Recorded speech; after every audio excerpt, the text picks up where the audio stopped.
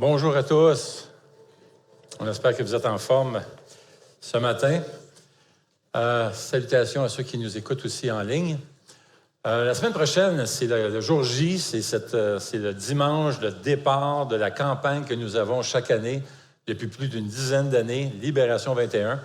Alors, c'est une campagne de 21 jours de jeûne et prière. On encourage l'Assemblée à vraiment embarquer et s'engager dans ce mouvement de prière parce qu'on veut demander au Seigneur de faire un réveil spirituel dans notre vie, un réveil spirituel dans notre famille, dans notre Église et aussi dans notre ville. Alors, on vous encourage vraiment à embarquer dans ce beau mouvement de prière. D'ailleurs, vous allez y avoir une table à l'arrière, juste dans le foyer, qui s'appelle Libération 21. Et la prière, c'est vraiment important. Si vous vous demandez si la prière, c'est important, eh bien, la prière revient plus de 900 fois dans les Écritures, dont 500 fois juste dans le Nouveau Testament.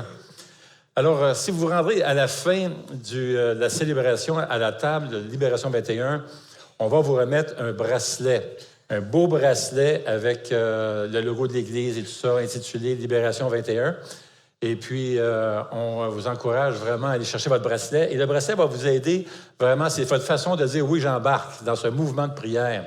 Et ça va vous rappeler, le bracelet va vous rappeler aussi de prier. Ça va vous rappeler aussi que vous n'êtes pas tout seul. Vous faites partie d'une famille et il y a comme des soldats ensemble avec vous dans cette armée spirituelle qui veut prier et qui prie avec vous.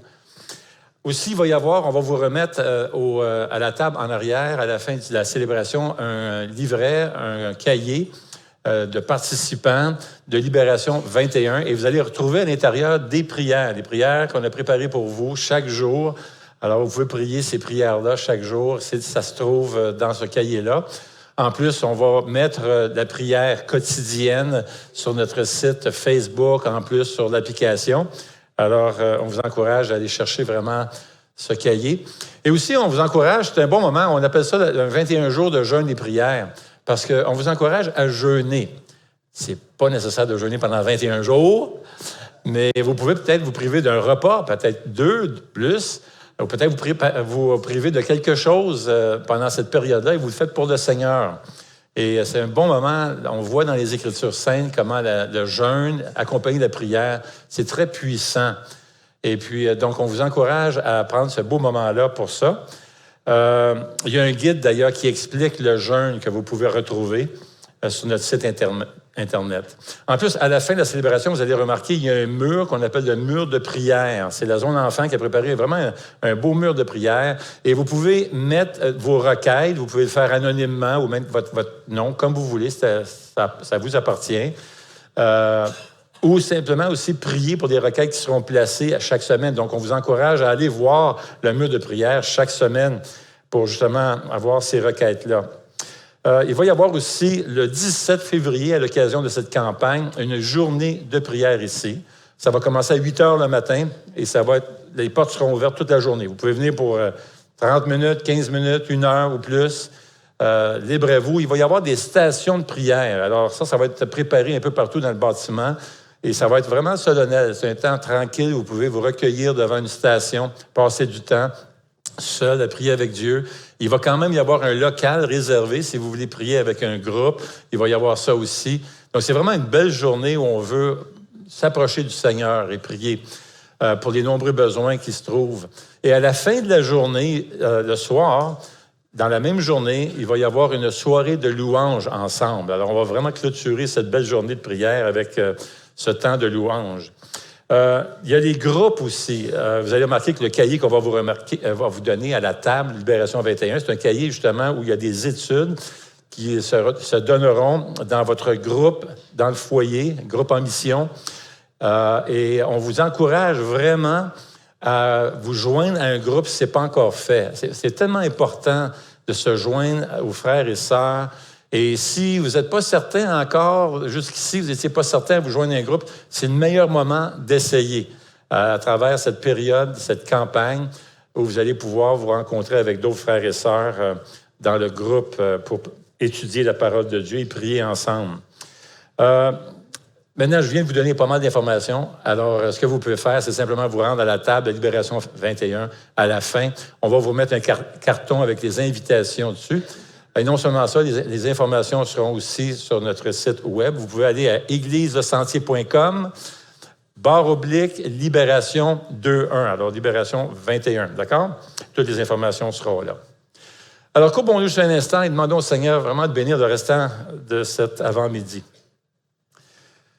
Eh bien, Seigneur, nous voulons te remercier pour cette belle famille, ta famille, cette famille qui est l'Église, ton corps, le nouveau temple du Saint-Esprit, Seigneur. Alors, on te remercie pour cette famille, pour les frères et sœurs qui viennent d'arrière-plans différents, complètement différents, mais Seigneur, que tu as su aller toucher. Et puis, on te loue pour ça, Seigneur, pour ces interventions miraculeuses de ton esprit dans nos vies. On a chacun une histoire à raconter, comment tu t'es manifesté, comment tu nous appelles à venir à toi. Et c'est tout à ton honneur. On veut te glorifier, Seigneur. On te doit tout, vraiment. Et Seigneur, ce matin, on te prie que ton esprit nous accompagne, alors qu'on ouvre ta parole et qu'on puisse suivre cette parole avec joie, avec ferveur, avec zèle, pour t'honorer, Seigneur. Au nom de Jésus. Amen. Alors, comme on l'a annoncé, on commence Libération 21, version 2024. Et le thème de cette année, c'est Shalom. Alors, qui se traduit par paix ou par repos. Vraiment dans une société qui est obsédée avec être productif et par le rendement. C'est vraiment une période qui est marquée par l'épuisement, la fatigue.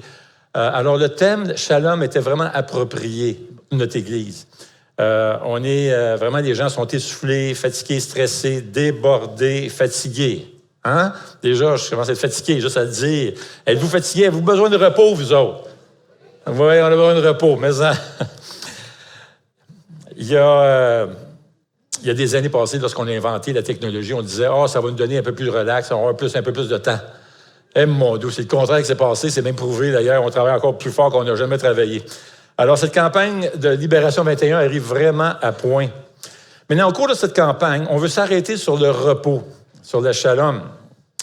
Maintenant, on aime tous prendre des journées de congé, pas vrai? On est d'accord avec ça, on aime ça. Si tu travailles de lundi au vendredi, quand ça arrive vendredi après-midi, tu te dis en dedans de toi, il y a une voix en dedans de toi qui dit « Yes! » Pas vrai? La fin de semaine commence, la fin de semaine de congé.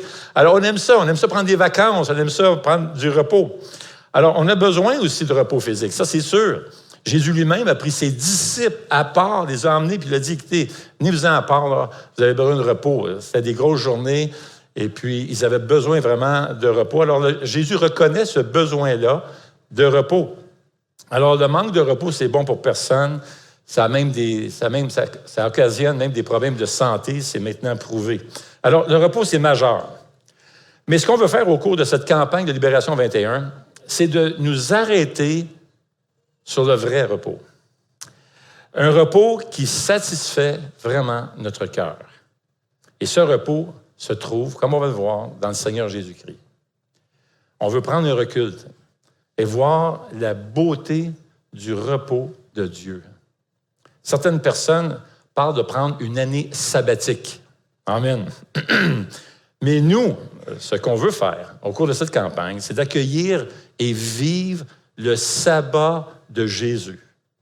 Et ce qui est merveilleux avec le sabbat de Jésus, ça ne dure pas une journée, ça ne dure pas une semaine, ça ne dure pas un mois, pas un an, c'est ta vie. Jean 14, 27, Jésus dit, « Je vous laisse la paix. Je vous donne la paix. Moi, je ne vous donne pas comme le monde donne. » Donc, il y a une paix qui est différente. C'est la paix qui vient du Seigneur Jésus. Maintenant, le mot shalom, c'est un mot hébreu qui signifie paix. D'ailleurs, certains Juifs vont se saluer par ça, shalom. J'entendais ça régulièrement. J'étudiais à Concordia il y a plusieurs années. C'était une communauté juive et tout ça, puis on étudiait avec d'autres Juifs, puis constamment shalom, shalom, on se saluait, etc. Mais si vous allez en Israël, vous allez entendre ça régulièrement. Ou même dans une communauté juive à Ottawa ou ailleurs, ça se traite shalom, constamment. On se salue, c'est une salutation. Mais c'est plus qu'une salutation, c'est un souhait de paix, de sécurité, de bien-être, mais c'est aussi de souhaiter la bénédiction à la personne à qui on salue. Maintenant, vous savez, les Juifs ont plein de règles. C'est les spécialistes à inventer des règles. Des règles, en veux-tu, en voilà. Constamment. Et selon le parti juif auquel tu appartiens, tu vas avoir différentes règles. Et selon le pays où tu restes, la communauté juive, tu vas te retrouver, tu vas avoir différentes règles. Maintenant, imaginez, ils ont établi, il y a une des communautés qui a établi une règle. Les Juifs se saluent par shalom. Alors là, ils ont établi une règle que tu n'avais pas le droit de saluer quelqu'un par shalom dans une toilette. Devinez pourquoi. Dites-le pas. Faites juste imaginer. Mais je vais vous le dire pourquoi. Parce que ça donne que le mot shalom, c'est aussi un des noms de Dieu. Et dans une toilette, eux autres ont décidé, c'est pas vraiment la place pour prononcer le nom de Dieu dans une toilette. Mais qui invente une règle doit toujours tenir compte qu'il va y avoir des exceptions. Donc, là, tu bâtis une deuxième règle. Là, ils se sont rendus compte. Ils ont dit, ouais, mais on a un problème. Shalom est aussi le nom des personnes, de certaines personnes. Alors, qu'est-ce que tu fais si tu te retrouves dans une toilette et ton ami est là? Tu fais quoi? Alors là, ils ont établi une nouvelle règle. Ils ont dit, OK, c'est correct, tu peux appeler une personne qui s'appelle Shalom. Tu peux lui dire Shalom, tu peux l'appeler. Aucun problème. Ah, mon doux, quelle histoire, hein? Maintenant, au cours de notre campagne sur le jeûne, cours de campagne de jeûne et de prière, on va regarder des thèmes entourant le shalom. Par exemple, dimanche prochain, on va toucher la paix intérieure. Le dimanche suivant, on va toucher les relations harmonieuses, alors la paix dans nos relations. Et la troisième semaine, on va regarder artisans de paix. Mais pour bien partir, je voulais vraiment mettre la toile de fond pour nous aider à bien comprendre le vrai sens de la paix avant de regarder les différents thèmes qu'on va regarder au cours des prochaines semaines. Alors, on va regarder la paix sous 3 angles. Pour commencer, il est important de souligner que Dieu a toujours voulu qu'on entre dans son repos. Pour comprendre le repos, le shalom, on a besoin vraiment de commencer au début. Déjà, dès le début, dans le premier livre de la Bible, c'est-à-dire dans le livre de la Genèse.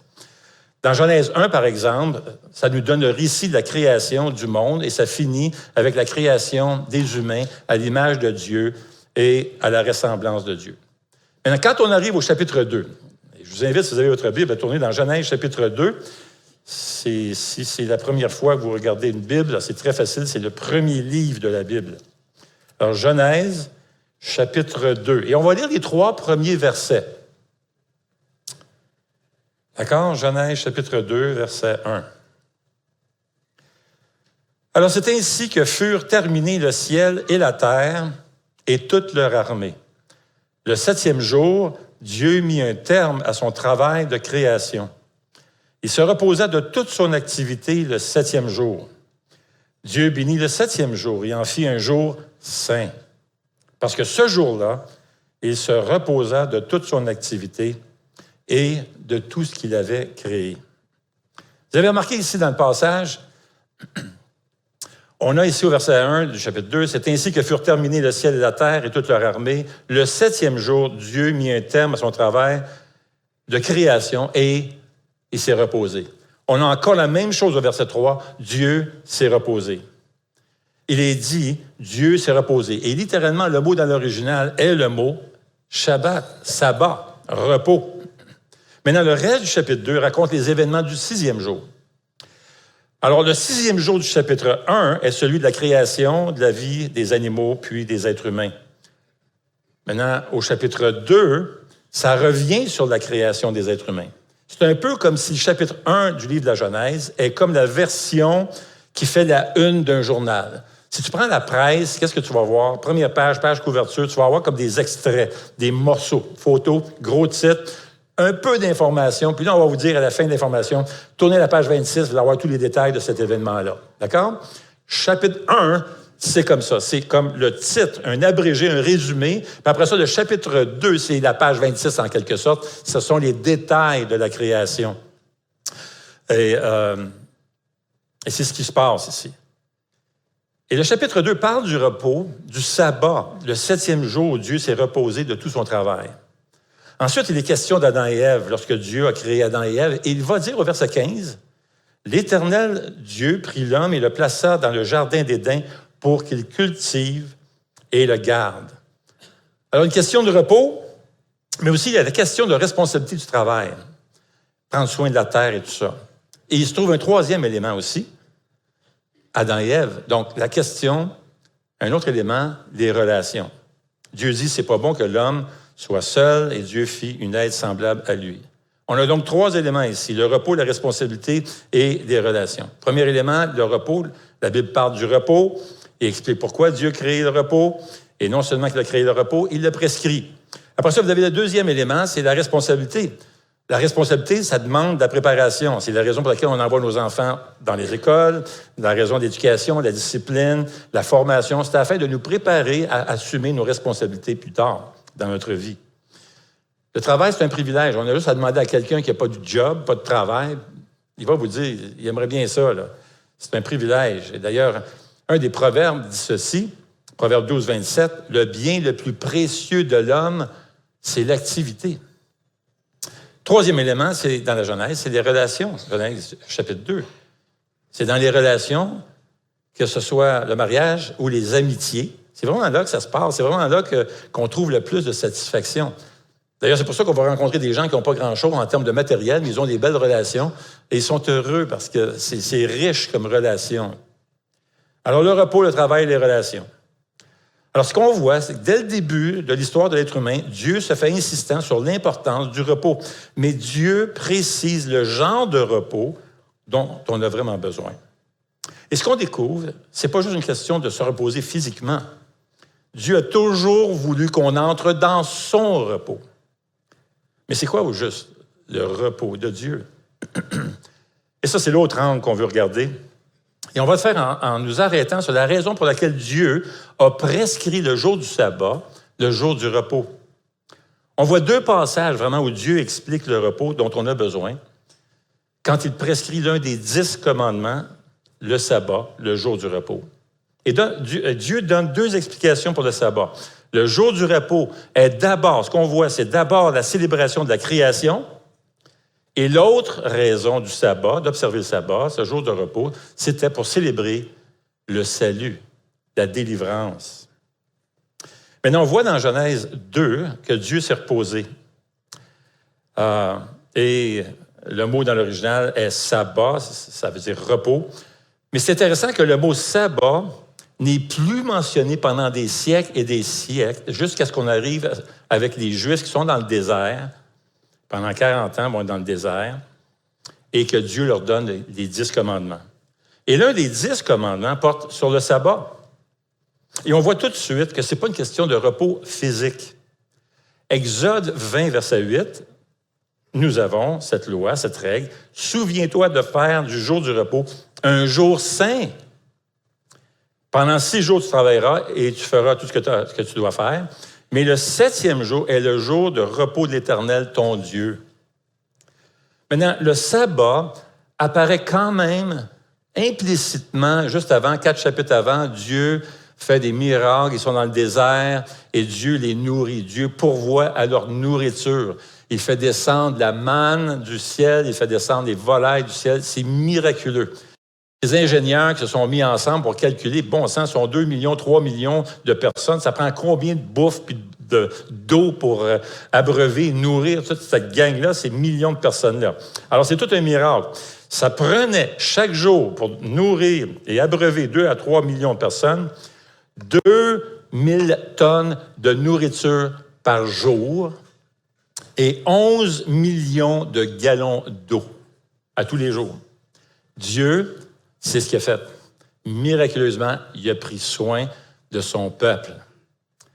Maintenant, on le voit dans Exode 16, 4 chapitres avant que la loi soit donnée comme un commandement d'observer le jour du repos, on voit que Dieu envoie sa manne à tous les jours. C'est comme un genre de gâteau, si on veut.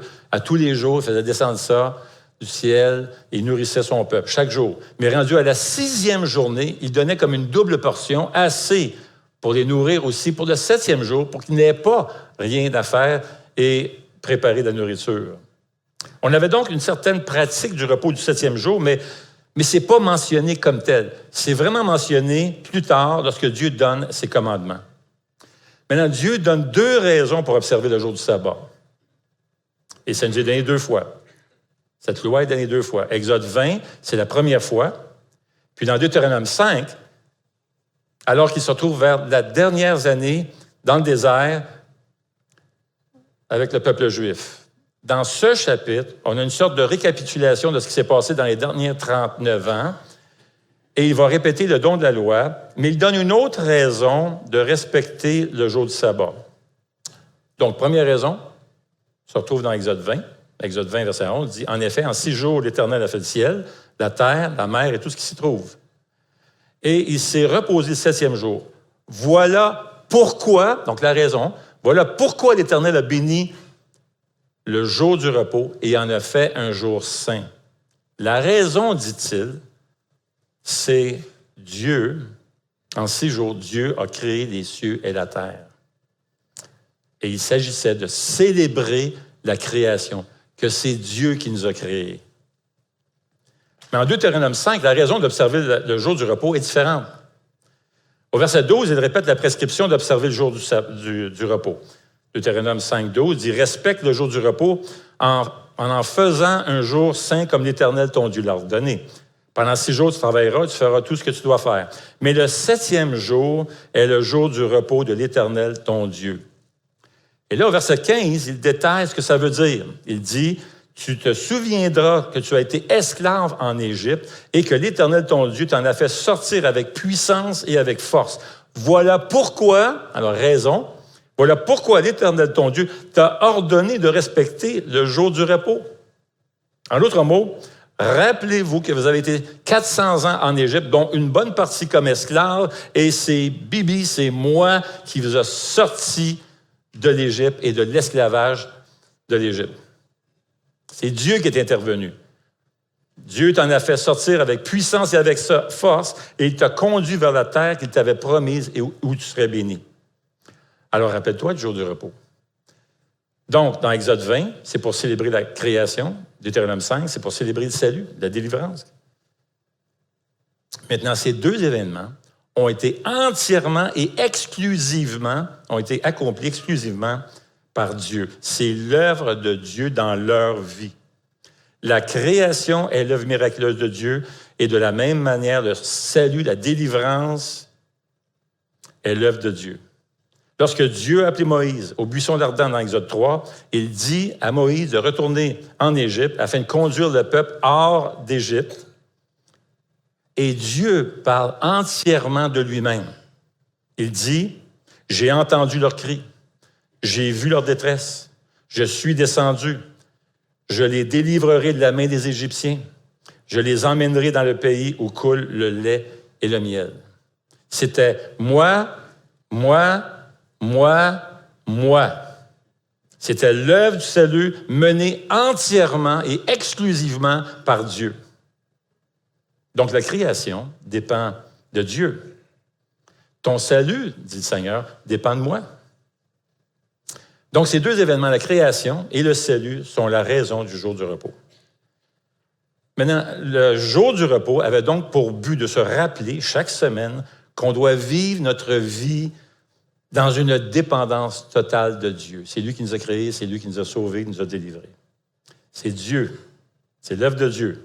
On se repose dans le fait que c'est son œuvre, sa force, sa suffisance. On dépend de lui. Maintenant, on sait qu'on a besoin de se reposer physiquement. Absolument, c'est important pour notre santé, etc. Néanmoins, c'est intéressant de voir que dans ces 2 passages où il est question du jour de repos, on ne parle pas du tout des avantages pour la santé. Pas du tout. On va plutôt mentionner le jour du repos comme une référence à l'œuvre achevée de Dieu. Il s'agit de se reposer dans la force et la suffisance de Dieu. Alors Dieu a toujours voulu qu'on entre dans son repos, en reconnaissant sa puissance, sa suffisance, comme le souligne le sabbat, une célébration de sa création et de son salut. Mais il y a un autre angle dont on a besoin de regarder. c'est que toute la gloire et la beauté du sabbat, du shalom, du repos, s'est finalement dévoilé à l'œuvre achevée de Jésus-Christ. Maintenant, il y a une façon de lire la Bible, et ça peut vous aider à comprendre, lorsque vous lisez, à mieux comprendre, c'est en lisant, lorsque vous lisez la parole de Dieu, à partir de la Genèse, il faut savoir qu'à partir de la Genèse jusqu'à l'Apocalypse, on a besoin de tenir compte de l'histoire du salut à travers ça, à travers tous ces livres-là, de la progression, de la révélation et du plan de Dieu, de la création à la nouvelle création. D'ailleurs, c'est l'une des raisons pour lesquelles nous disons une des raisons pourquoi on croit à l'inspiration de la parole de Dieu, comme ayant un auteur divin. Ça a été écrit dans un écart de 1500 ans par 45 auteurs à peu près différents, avec des arrière-plans différents. C'est un miracle. Qu'est-ce qu'est le miracle? Il y a un fil conducteur à travers le premier livre jusqu'à la fin. C'est surnaturel, ça. En lisant, on a besoin d'être conscient qu'il existe un fil conducteur à travers la parole de Dieu, et c'est l'histoire du plan du salut pour son peuple. Ça se développe de plus en plus à mesure qu'on avance dans la parole de Dieu. Et pour expliquer, Paul explique d'ailleurs que l'Ancien Testament préparait la venue de Jésus-Christ. C'est pour ça d'ailleurs qu'on a plus de 300 prophéties de la venue de Jésus-Christ qui ont été données des centaines d'années avant Jésus-Christ.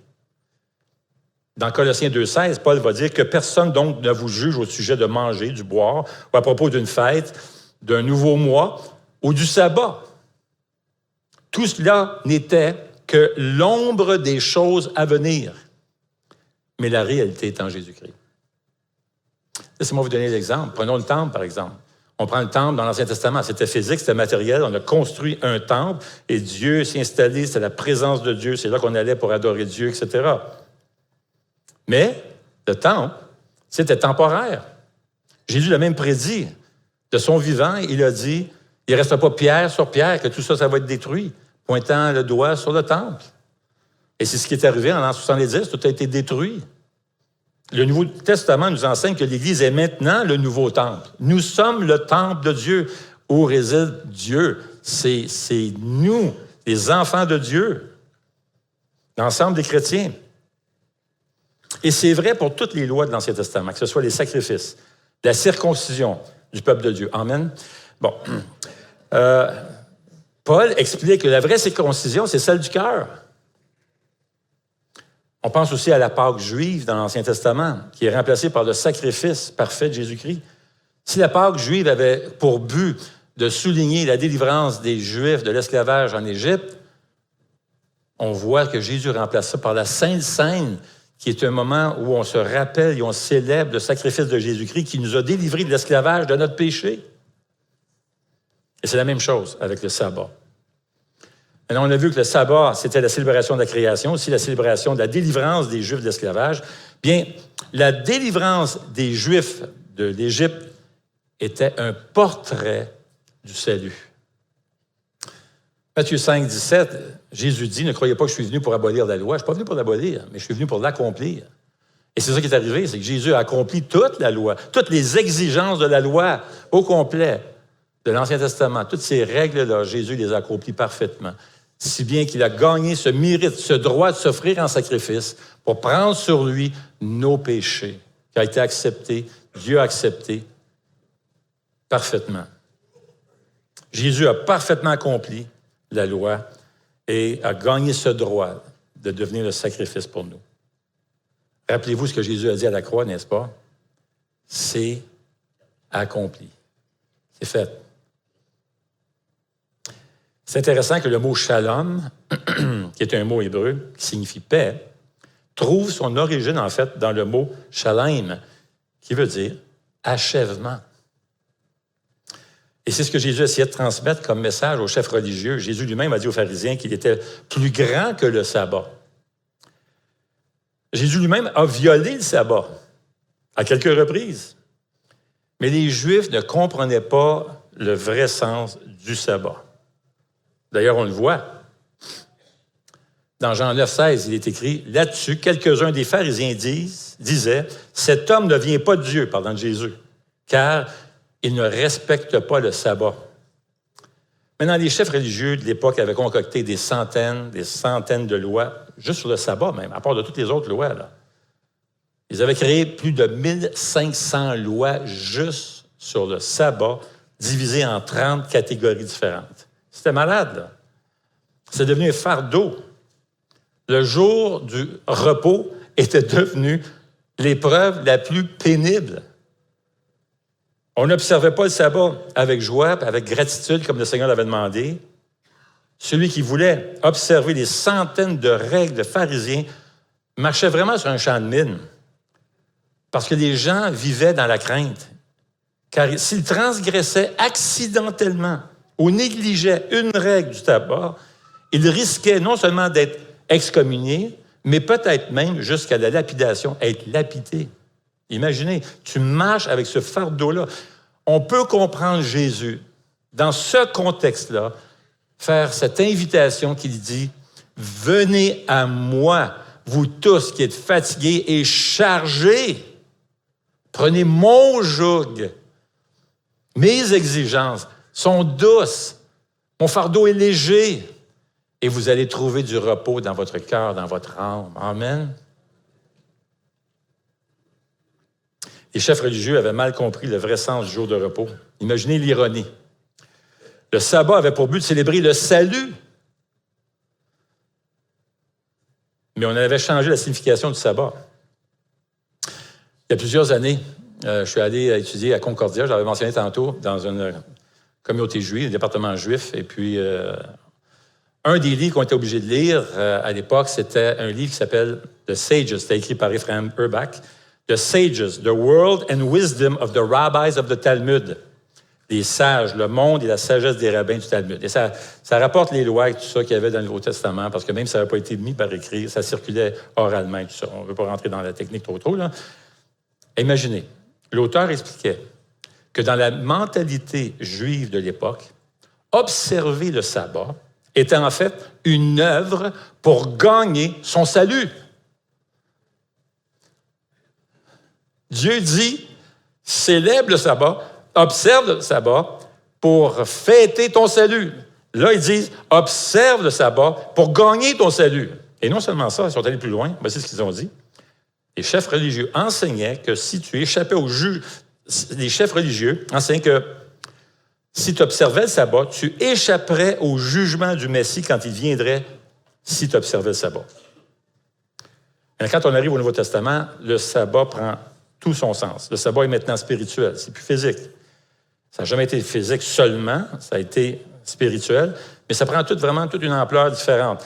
Il ne s'agit plus de se reposer une journée par semaine, mais en Jésus, on entre dans le repos éternel de Dieu. Romains 5 dit, « Ainsi donc, déclaré juste, sur la base de la foi, nous avons la paix avec Dieu par l'intermédiaire de notre Seigneur Jésus-Christ. » Tu as la paix avec Dieu. C'est cette paix-là qu'on a besoin, d'être réconcilié avec Dieu. Réalise-tu que si tu es venu au Seigneur Jésus-Christ, tous tes péchés ont été pardonnés, effacés.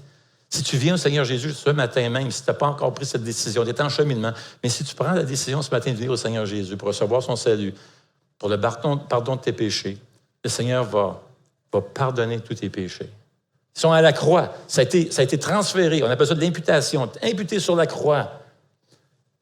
Tous tes péchés effacés. D'ailleurs, même Dieu va dire, à un moment donné, je prends tes péchés et je les jette au fond de la mer. En d'autres mots, je ne les verrai plus. Écoutez, le fond de la mer, le fin fond de la mer a 35 000 pieds, 10 kilomètres. Moi, je ne vois pas le fond de la rivière des Outaouais après 3 pieds. 35 000 pieds. En d'autres mots, Dieu est en train de nous dire, ça va disparaître. Je ne verrai pas. Indépendamment de ce que tu as fait dans ta vie, mon ami, c'est pardonné, c'est pur, tu es déclaré juste, non coupable devant Dieu. Hey, c'est merveilleux. Tu n'as plus à traîner cette culpabilité, tu es pardonné. C'est magnifique. C'est ça le repos, le vrai sabbat, le vrai shalom. Et ça, c'est très important de comprendre. Parce que je reçois de temps en temps, pas souvent, mais ça m'arrive, il y a des gens qui vont venir me voir En me posant cette question, je dis, Normand, est-ce qu'on devrait obéir au commandement qui dit d'observer le sabbat? Alors, une fois par semaine, est-ce qu'on devrait obéir à ça? Il y a même des mouvements, des religions, même, qui c'est comme, oh, 7e jour, c'est sacré. Bon, prendre une journée de congé, c'est bon pour la santé, mais on ne parle pas de ça ici. La question est plutôt, est-ce qu'on devrait prendre une journée de repos par semaine si c'est un commandement de Dieu? Laissez-moi trancher une fois pour toutes. D'accord? La réponse, c'est non et oui. T'aimes ça, hein? Quand on mêle toutes les affaires comme ça, c'est comme... Non, on ne doit plus observer le sabbat, comme à l'époque dans l'Ancien Testament, c'est-à-dire une journée par semaine. C'est fini. Oui, on doit observer le sabbat, mais le sabbat tel que révélé dans le Nouveau Testament, le sabbat spirituel. Et on observe ce sabbat en venant à Jésus-Christ par la foi pour avoir son salut. On entre dans son sabbat. Le salut, la vie éternelle en Jésus-Christ, c'est le vrai sabbat. On entre dans le repos de Dieu. On se repose de nos œuvres en venant à Jésus par la foi et non par nos œuvres. Éphésiens 2,8 dit en effet, c'est par la grâce que vous êtes sauvés, par le moyen de la foi, et cela ne vient pas de vous, c'est le don de Dieu, c'est pas par les œuvres afin que personne ne se pète les bretelles. Ça, c'est version normale, mais... Le repos du travail de l'Ancien Testament devient dans le Nouveau Testament le repos des œuvres, car les œuvres qui ont satisfait les exigences de Dieu ont été parfaitement accomplies par Jésus-Christ à la croix et dans sa vie. Lorsque Jésus est mort sur la croix, il assurait notre salut et la restauration de la création. Son travail était terminé, il s'est reposé, et maintenant on entre dans son repos en venant à lui par la foi. Et les premiers chrétiens, en passant, avaient très bien compris ça parce qu'ils ont laissé tomber le sabbat. Ils savaient que le sabbat était réalisé en Jésus-Christ. Dès les premiers chrétiens ont laissé, les premiers chrétiens ont laissé tomber le sabbat au même titre que les autres règles, plein d'autres règles des Juifs. Voyez-vous, toute la gloire et la beauté du sabbat, du shalom, du repos, c'est finalement dévoilé dans l'œuvre achevée de Jésus-Christ. D'ailleurs, Don Carson a fait une observation vraiment intéressante. Il dit, lorsque Dieu a créé le monde, il laissait déjà entrevoir en quelque sorte que le sabbat est un repos éternel. Chaque jour de la création, on dit qu'il y a eu un soir et un matin, mais pas avec le sabbat. C'est un peu comme si le repos ne finit pas. Le sabbat était un signe d'un repos qui allait venir. C'était un signe du plan du salut pour l'humanité. Le don du sabbat nous permet de nous reposer dans la suffisance de Dieu, de nous reposer dans sa force. Et c'est ce que nous dit le livre aux Hébreux, chapitre 4. C'est d'ailleurs le dernier endroit qu'on entend parler du sabbat. Hébreux 4,9 dit « Il reste donc un repos de sabbat pour le peuple de Dieu. » Un repos de sabbat, c'est quoi ça? Et on a la réponse au verset 10. Ça dit « Car celui qui entre dans le repos de Dieu se repose aussi de ses œuvres, comme Dieu se repose des siennes. » Et regardez bien ce que ça dit ici. « Empressons-nous donc d'entrer dans ce repos-là. » Maintenant, c'est vraiment intéressant parce qu'on dirait qu'il y a une contradiction ici. Dépêche-toi. Il me semble que quand tu te dépêches, tu te presses, tu ne te reposes pas, c'est pas reposant. L'auteur est en train de nous dire que ce sabbat-là n'est pas physique. On doit entrer dans le repos de Dieu, nous reposer en Dieu dans sa suffisance et dans sa force. Faites tous vos efforts. En d'autres mots, pressez-vous, dépêchez-vous pour entrer dans le repos. Maintenant, il y a deux messages ici. Le premier message s'adresse à celui qui n'est pas encore venu au Seigneur Jésus pour recevoir la vie éternelle et le salut. Et Dieu lui dit, dépêche-toi! Dépêche-toi de venir au Seigneur Jésus pour avoir son salut, pour avoir la vie éternelle. Le vrai repos, celle que ton cœur a besoin et celle que tu vas trouver, ce repos que tu vas trouver en Jésus-Christ. Augustin l'avait bien compris, il a dit « Nos cœurs sont sans repos jusqu'à ce qu'ils se reposent en toi. »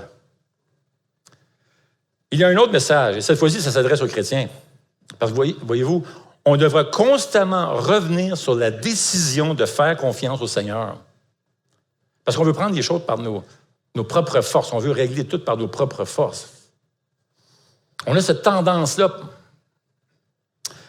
On fera face à la tentation d'être indépendant de Dieu au lieu de dépendre de lui, de faire confiance et de se reposer en lui. On va constamment lutter avec cette tentation-là de revenir et prendre les choses en main et tout faire sans dépendre de Dieu. Élisabeth Elliott faisait cette prière. Seigneur, donne-moi un cœur tranquille qui ne demande pas à comprendre, mais qui avance avec confiance dans l'obscurité, guidé par ta main. C'est là que se trouve le repos et la force. Pendant que les musiciens avancent, écoutez bien ce passage dans 2 Corinthiens 4,16. Voilà pourquoi, Paul qui dit, ne perdons pas courage, et même si notre être extérieur se détruit, notre être intérieur se renouvelle de jour en jour. C'est la force du Seigneur. Notre force vient du repos en Dieu. C'est quand Jésus, nous avons cette assurance et cette tranquillité dans le fait que ce à quoi Dieu m'a appelé, que ce soit conduire un autobus, travailler dans une école, professeur, enseignant, conciergerie, conduire comme chauffeur, que ce soit à l'hôpital, que ce soit même comme un missionnaire sur le terrain, quel que soit l'appel que le Seigneur nous donne, la mission que le Seigneur nous donne, peu importe la nature de mon travail, on peut se reposer en lui. Oswald Sanders disait ceci. La paix n'est pas l'absence de problème, mais la présence de Dieu. En Jésus, nous vivons dans le 7e jour.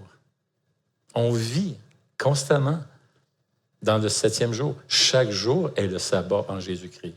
On vit dans sa disposition de repos et de confiance. Tout est accompli. On peut se détendre. Dieu est suffisant. Alors, entre dans le repos de Dieu le reste de ta vie en te reposant en lui, car Jésus est le prince de la paix. Alors que le Seigneur de la paix te donne lui-même la paix en tout temps et de toute manière, que le Seigneur soit avec toi. Amen.